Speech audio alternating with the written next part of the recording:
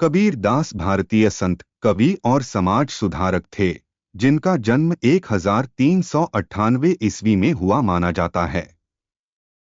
उनके जन्म से जुड़ी कई कहानियां और मान्यताएं प्रचलित हैं। कबीर दास के जन्म के संदर्भ में प्रामाणिक ऐतिहासिक साक्ष्य उपलब्ध नहीं हैं, लेकिन उनकी जीवन कथा में उनके जन्म को लेकर कई चमत्कारिक और पौराणिक कथाएं सुनाई जाती हैं। जन्म की पृष्ठभूमि। कबीर दास का जन्म 15वीं सदी के उत्तर भारत में हुआ, जो धार्मिक, सामाजिक और सांस्कृतिक परिवर्तनों का समय था। उस समय हिंदू और मुस्लिम समाज के बीच विभाजन गहरा था। कबीर का जीवन और शिक्षा दोनों ही इन धार्मिक भेदभावों को समाप्त करने की दिशा में प्रेरित थे।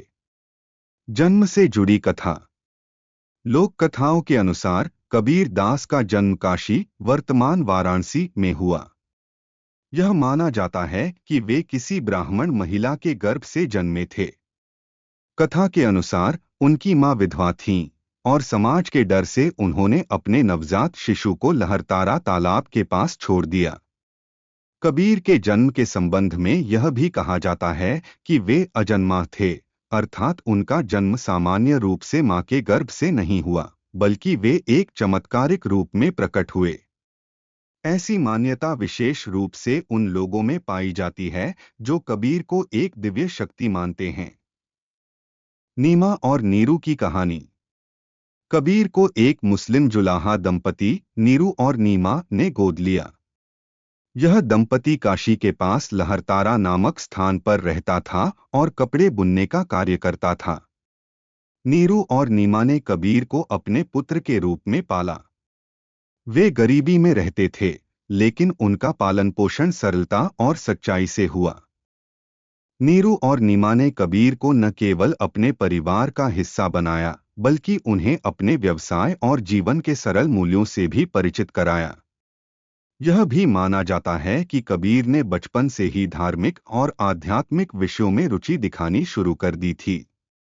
कबीर के जन्म की कथाएं उन्हें एक सामान्य मानव के रूप में नहीं, बल्कि एक दिव्य अवतार के रूप में प्रस्तुत करती हैं।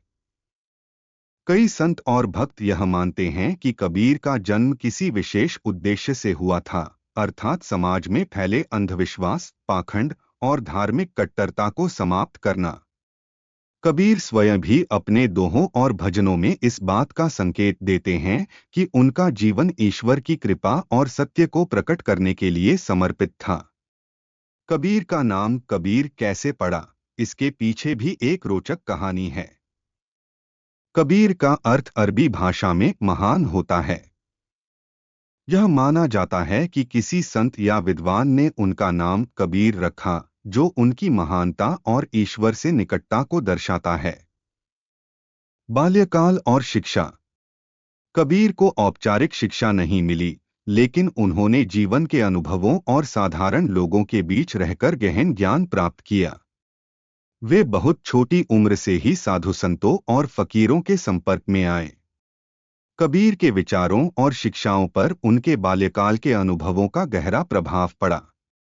कबीर दास का जन्म और जीवन न केवल भारतीय समाज के लिए प्रेरणादायक है, बल्कि उनकी कथाएं आज भी मानवता, सत्य और सरलता के प्रतीक हैं।